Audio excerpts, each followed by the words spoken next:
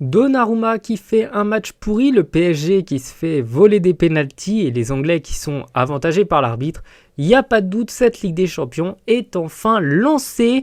Le Paris Saint-Germain s'est fait battre assez logiquement par Arsenal. Attention, cette vidéo elle n'est pas là pour vous expliquer que le PSG s'est uniquement fait voler. Il y a quand même pour moi du vol sur les pénaltys. Mais le PSG dans le jeu n'a pas vraiment pour opposer grand chose. Le gardien du PSG a offert 2 buts à Arsenal.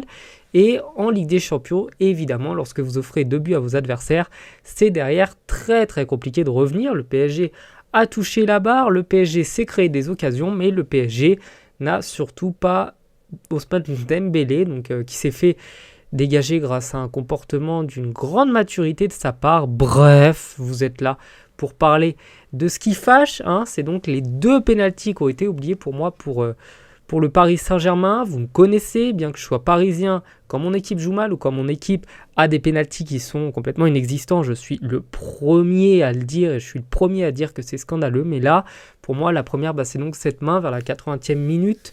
Le joueur d'Arsenal a, pour moi, fait une grosse main que vous voyez s'afficher à l'écran, dans le sens où la balle ne touche pas son corps avant. Parce que ça annule les pénaltys. De 2, la position n'est pas du tout naturelle, parce qu'il a le bras qui a une position où on a l'impression justement qu'il revient vers la balle. La 3e chose, c'est que le bras n'est pas collé au corps, donc il est décollé.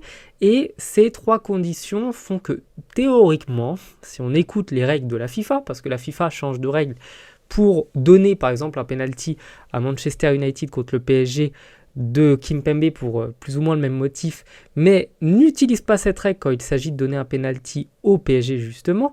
Et donc, quand on regarde les 3 points, pour moi, il y a penalty. C'est assez clair, c'est assez évident. Non pas que je trouve la règle logique, pour moi la règle elle est assez débile, d'appliquer bêtement comme ça des mains, mais je suis désolé, si on applique cette règle, on doit l'appliquer jusqu'au bout. C'est pas juste quand c'est contre le PSG. On ne peut pas faire ça, on n'a pas le droit. Donc la position pas naturelle, main décollée, ça en plus dégage complètement le ballon, ça lui permet de contrôler la balle.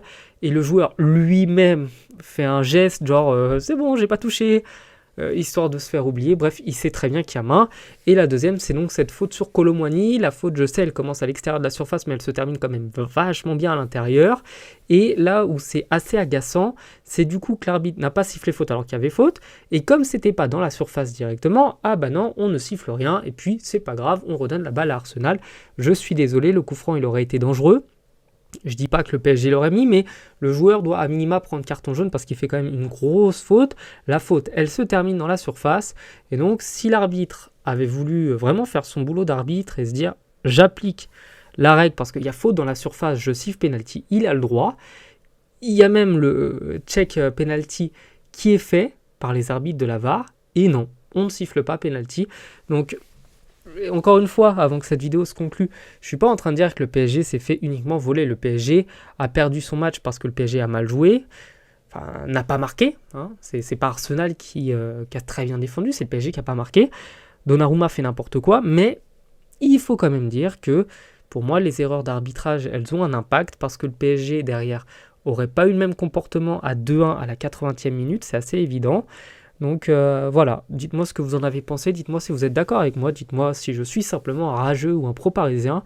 Je pense pas, je pense être quand même très très très dur en ce qui concerne le PSG et je suis vraiment le premier à critiquer quand le PSG est favorisé par l'arbitrage, ce qui arrive de temps en temps, voire même très souvent en Ligue 1. Bref, passez une bonne soirée, de toute manière la Ligue des Champions elle n'est pas terminée et on attend évidemment de voir ce que l'OM va nous faire en Coupe d'Europe. Je pense qu'avec leur bel effectif, il y a de quoi se régaler. Ciao.